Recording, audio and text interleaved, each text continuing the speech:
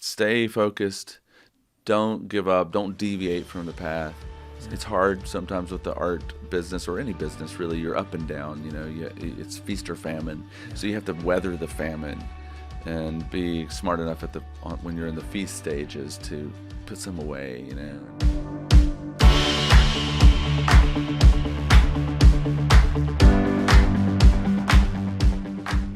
Positively West Virginia is powered by Breezeline high-speed fiber internet and sponsored by Highmark West Virginia, Freedom Key of Morgantown, Interaction Media, and Storymaker.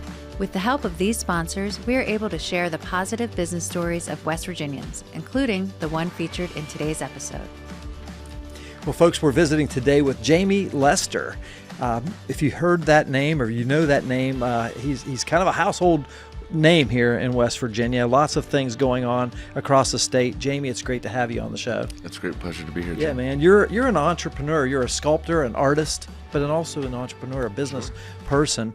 I just want to learn a little bit about what you do. So take us to maybe give us an overview, Jamie, of all the things you're into these days.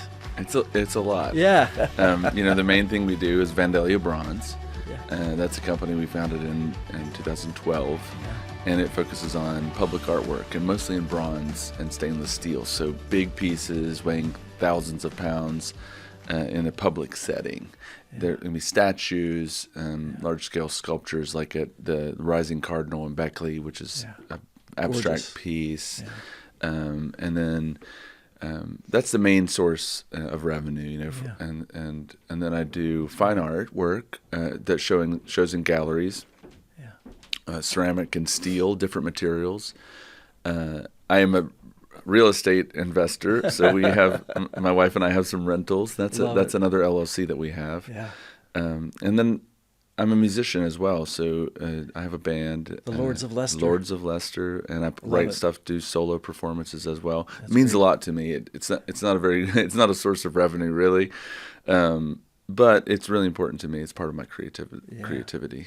Yeah, I love it. So, Jamie, take us back to the start. You grew up in Oceana, West Virginia, Wyoming County. You're born there? Yep, born there in 1974 in Raleigh General in Beckley, and then grew up 17 years in Oceana. Yeah. And then moved to Morgantown when I was 17 years old in 1992. Wow. And never left.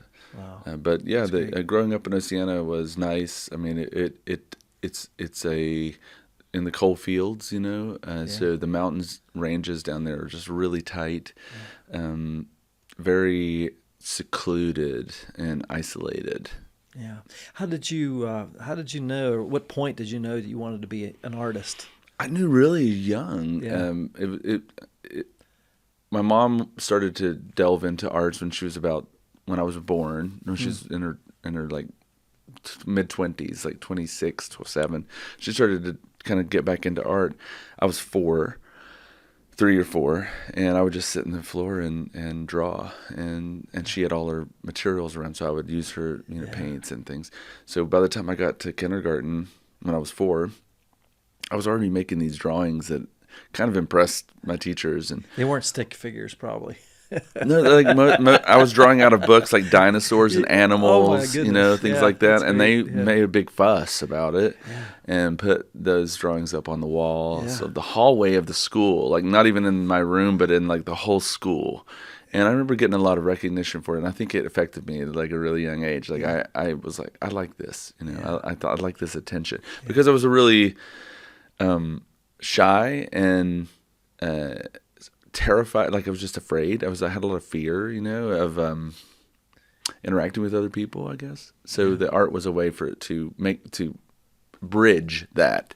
Yeah, that's amazing. Speaking of bridge, the New River Gorge Bridge, you're very famous for designing the West Virginia quarter for the U.S. Mint.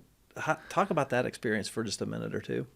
I was living in Morgantown. I'd already started my business and was about 7 years into my first business, which is Lester Sculpture, a sole proprietorship.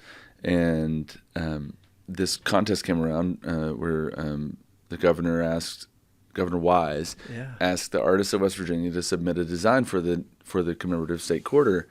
And I just I waited till the very last day, and I didn't want. My dad was a coal miner, Okay. and he died. He was sick. He was always sick. He was always just hurting. Yeah. His body was just destroyed from working in the mines. So, I had some negative views of that. And I did not want to make the quarter. My submission was not going to be about coal. Yeah. So at that point, I was like looking at different points of natural beauty in West Virginia, and the New River Gorge just kind of popped out. I had no business ties there yet. This is 2005, 4.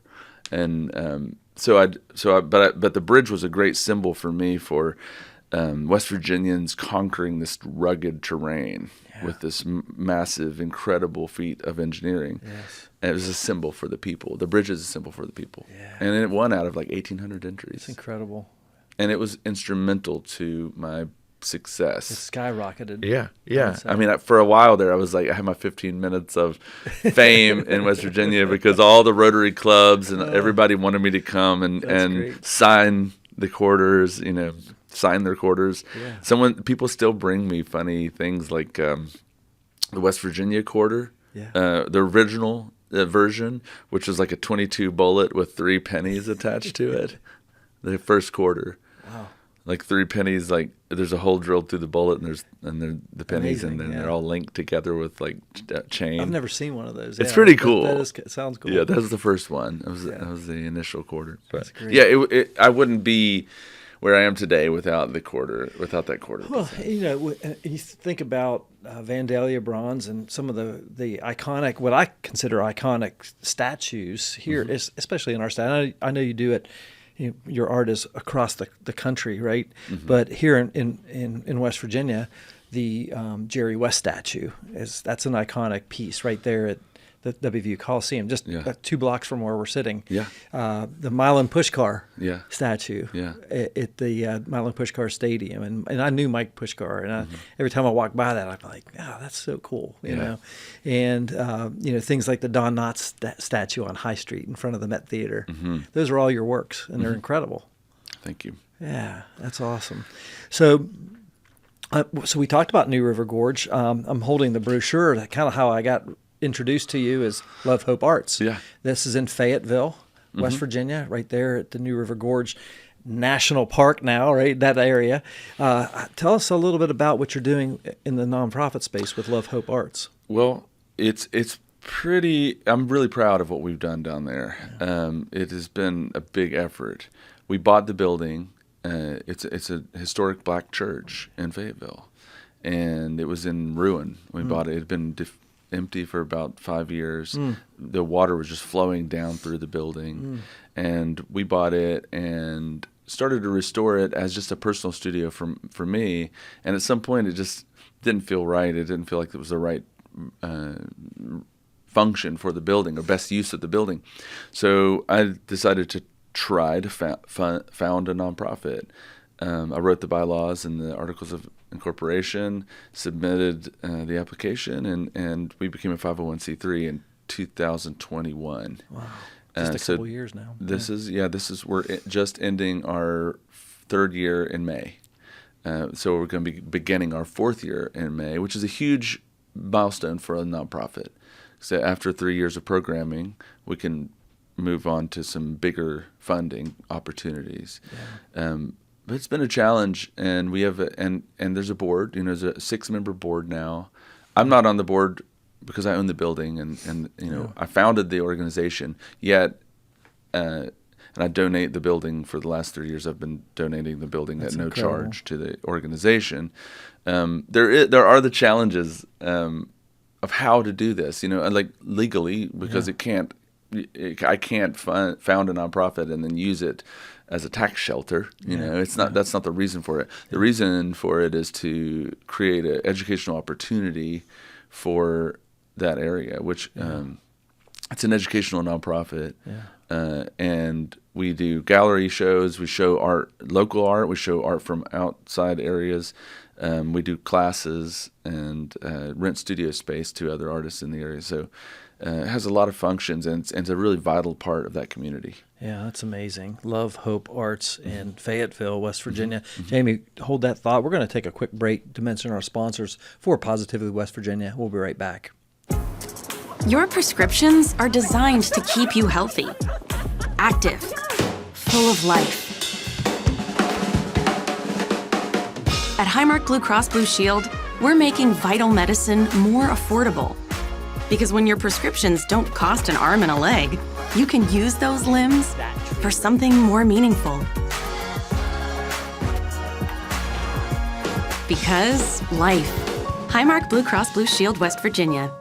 It's in the precision, the attention to detail, and the confidence that create a timeless look. Like Diamond Cuts Barbershop, Freedom Kia of Morgantown is not only committed to timeless design, but also fair pricing, excellent sales, and service with no hidden fees. You'll love the all-new 2024 Kia Sportage LX all-wheel drive leasing for just $265 per month. Wherever it is you're going, arrive with confidence and arrive in style. Visit Freedom Kia today, right off exit 153 on I-79 in Morgantown.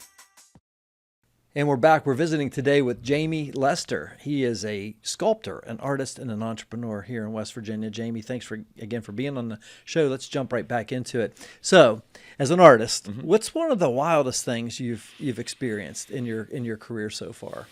Wow. Something Something that really jumps out at you. Well, working with the Scouts has been an extraordinary experience. Yeah. Not something I never would have expected. I didn't grow up with scouting, Boy Scouts. I don't even remember it being an option in Oceania. Yeah. But I started working with them in 2013, the national organization, and they founded a really cool spot in Mount Hope, West Virginia, called the Summit Bechtel Reserve. And since then, I've made almost 30 statues for them in bronze. Incredible. Of people like Rex Tillerson of ExxonMobil. Met some really cool people like Dave Alexander in Phoenix, who has gone on to do a lot of other work with me. It's just the opportunity to meet different people and talking about entrepreneurs. Yes.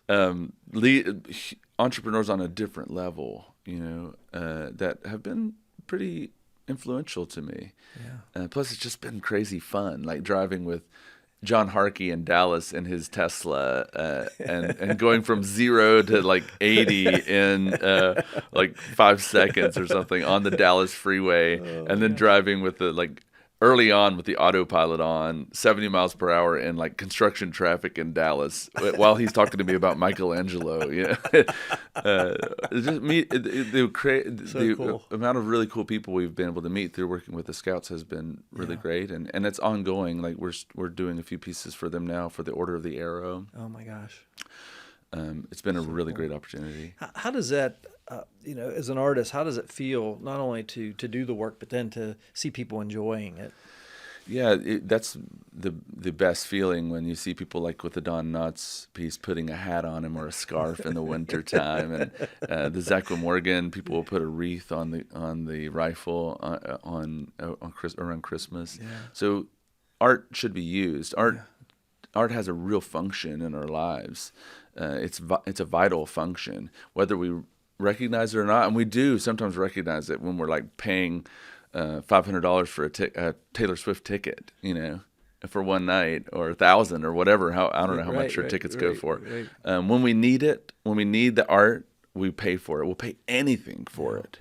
But then on the other hand, it's like there's I don't know what the word is there, but there's like a split between when people expect art for nothing, and then they'll pay anything for it, and there's no like in between. It's just either that, one or the other. Yeah, that's amazing. Have you gotten to experience some of the master works, if you will, like in Italy and places like that? I visited Rome. Yeah. They saw the Bernini's in the Via Borghese, and it was just incredibly influential. Yeah, it's emotional when you see the Sistine Chapel, and just think about what I saw the David. Yeah. Michelangelo's David in Florence. Uffizi, and I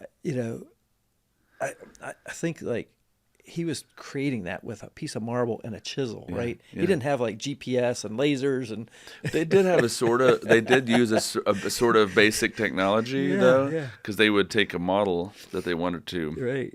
sculpt and they would fill it up with water, and then they would decrease the amount of water in it and then look at the shape that was revealed as the water went down and then carve that out of the stone. Wow. That's how they did the general shaping of the stone. Yeah.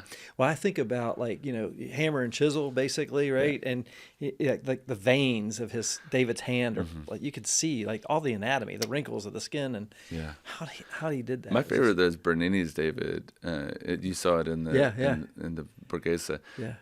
Like he's just it's from a different era. It's like 100 years later. Yeah, I think. And so that romantic style, exactly, where you can see is getting ready to throw that stone. Yes, and his face is determined. Yes. I love that piece. Oh, it's incredible. Yeah, that's good stuff. Well, I appreciate you letting me kind of reminisce about that, because I love art. I'm not an artist. I did play drums for a number of years and still do a little bit, but cool. But I never really did anything with it. Paid my way through college, I guess. Well, you mentioned earlier that you mentioned that I'm an entrepreneur because I create things. Yes. And I think that you nailed it right there, because creativity and art is creativity, but the creativity comes in so many different ways and so many forms. And when you create a business, when you create an LLC, a partnership, or S corp or something, it didn't exist before. You created something, a legal form, an entity that didn't exist. And to me, there's hardly any greater form of creativity. Building a house is a huge, to me, gosh. It's just like it's some of the hardest sculpture that I've ever done is building my house. Because my wife and I built our house from the ground up. Really? I bet that was amazing. It was. We're still together. We're still together. Yeah, we are. Yeah, that's one of the leading causes of divorce. I know. 80. It's like the statistics are like wild, and we were well aware of those statistics. But gosh. we beat the odds. That's amazing. Jamie, we're going to take another quick break for our sponsors. We'll be right back. My name's Caitlin Furby. I'm an interior designer with Remarkable Interiors. Our time is very limited. We're trying to do everything we can possible to keep our clients' projects moving and rolling. So Storymaker has been really great for us for putting out how to explain our company. I can sit and agonize about a post. And is this right? Does this sound good? When I use Storymaker, it sounds so beautiful, and it was so easy, and it saves me a lot of time to do the things that I'm really good at. Stay connected with an unbeatable deal from Breezeline. Get reliable, fiber-powered 500 megabits internet for $39.99 per month with a $100 gift card and price lock guarantee, plus a free modem, free installation, and free Wi-Fi your way. Folks, here at Interaction Media, we're a media company, and we rely on high-speed internet every single day to get our jobs done. That's why we use Breezeline. It's affordable, it's fast, and they're awesome people as well. Learn more at breezeline.com. And we're back, folks. We're visiting today with Jamie Lester from right here in West Virginia. He's a sculptor, an artist, and an entrepreneur. Jamie, obviously you get these commissions to do a piece, an art piece, a sculpture, maybe it's fine art. How do you go about getting the word out there these days? Is it word of mouth? Is it your reputation? Do you do any marketing? I'm curious about that. I mean, I should do more marketing, but right now I'm busy as I can be. Yeah. I mean, it's all word of mouth, really. I started working. I've been doing this for 27 years, just steady. Amazing. And I think that's probably part of the formula is just stay focused, don't give up, don't deviate from the path. Yeah. It's hard sometimes with the art business or any business, really. You're up and down, it's feast or famine. Yeah. So you have to weather the famine and be smart enough when you're in the feast stages to put some away, and make so you can get through the hard times. Yeah. But it's mostly word of mouth. Yeah, that's really cool. I appreciate you sharing that. What's the vision, like long term, 27 years? What's the vision that you have for the Vandalia Bronze and everything else that you're working on? I feel like I'm getting to a point in my career. I'm turning 50 this year in September. Yeah, that's And- young. Well, yeah, I'm excited. I think I love my 40s. I think they were great. But I remember when I was turning 40, I was still kind of lost, Yeah. Now I'm focused and I have the tools and the ability to do whatever I want to do. So what is that? And I think It's a good place to be. it's a great place to be. I'm really excited. And one thing I did was schedule a solo exhibition for myself in Alexandria, Virginia, downtown, like not Old Town, but it's like on the canal. Yeah. And I'm going to fill up the whole gallery with 50 or so works, 50 or 60 works. Amazing. When's that coming up? October 6th is the opening Oh my reception. gosh. Yeah. And that's over the next 10 years. That's what I want to develop. I want to be competing for large scale public art installations all over the world, and be able to compete for those, to be in the top 3 nationwide for projects in DC or LA, New York, Miami, wherever you are. Like, I want to be on the projects the biggest projects I want to be in the running for, at least. I love it. And I'm not there yet. I've been cutting my teeth here for 27 years, but I want to do some major national works, and I want to develop my fine art work. And I'm selling a lot of my fine art stuff. It's different than the public art work, a little bit more conceptual, but it's still figurative work that kind of comes back to my roots of ceramics, which is what I fell in love with, really. Okay, yeah. So I was going to ask you, because we talked a lot about sculpture work, the bronze pieces and everything. What are you most passionate about in terms of your work? What medium is that? It's probably clay. I mean, it's a tough question because I love you like it all. I love drawing and Love it, painting yeah. and playing music, writing music and sculpting, but it's sculpting. I was a painter, a draftsman, and a painter growing up, but I never really did much with clay. Yeah. And when I in WVU, I touched clay in a pottery class for the first time with Bob Anderson. I just fell in love with it, and it changed my life. I've never looked back from that time. Really? And now I sculpt in all kinds of mediums. One of the ways I sculpt is with a computer, with a program called ZBrush, and I use a stylus. And a lot of the large scale pieces I'm making are all done with a computer. Yeah, that's incredible. I love it. Now, you mentioned WVU. Did you get a bachelor's degree? A BFA. A BFA. And was sculpture your emphasis then? Yeah, my emphasis was ceramics and sculpture, both. Okay. I did 27 hours or whatever in cool. both of those. What would you say, for maybe an artist listening to this, maybe it's another young person that's thinking about starting a business and they're hearing you speak, because you're very passionate about what you do, and you're also it's a very inspirational story coming from Wyoming County and Oceana to Morgantown and now the national stage. What would you say is a piece of advice you would give to somebody thinking about being an entrepreneur, being a small business owner? I would say mostly just don't listen to that voice in your head that tells you can't do it. And it tells you that what you're thinking of has already been done, and that you're not going to do well at it, and you're an imposter. Because everyone has those thoughts. I still have them today. Yeah, 13 years in. And a lot of people aren't some people surprised when you tell them that you have those feelings, because they expect you, because you're successful, to have put that aside a long time ago. But you don't. I think everyone, even the most successful artists have. I mean, especially some of the most successful artists like Van Gogh, or who knows if Picasso, like someone like him did. But it's human to have those doubts, and a lot of people let those doubts cut their dreams off before they even really get started. Yeah, that's so powerful. Yeah, it's funny because. You talk about it being like a voice, and it is actual a voice, and in business today, I mean, even if you're successful, you got to continue to reinvent yourself all the time because things are changing. We have, we have artificial intelligence. We weren't even talking about this 3 years ago, maybe very esoteric level, but it's here now, and it's part of our daily lives.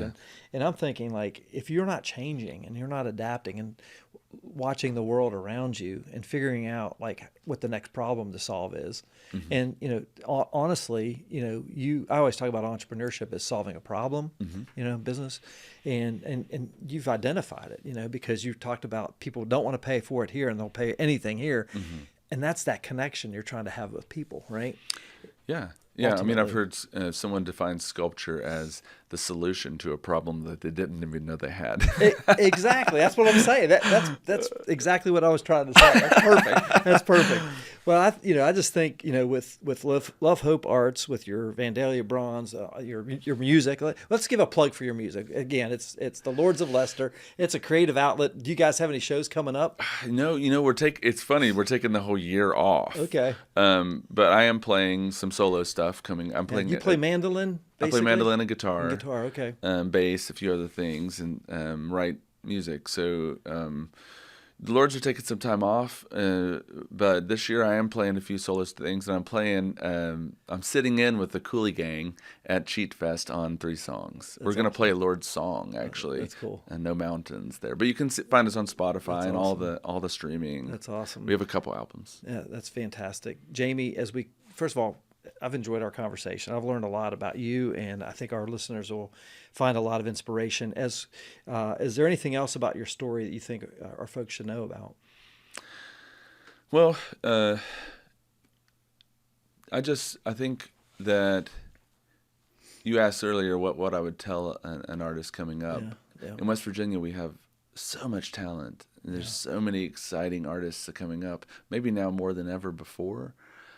So for me, I'm just really excited about arts in West Virginia, and I would just say to those artists that are coming up, just to know that just to keep being themselves, and telling their story, because it's worth telling. That's awesome, man. Yeah, great stuff. How can our folks learn more about Jamie Lester and get in touch with you?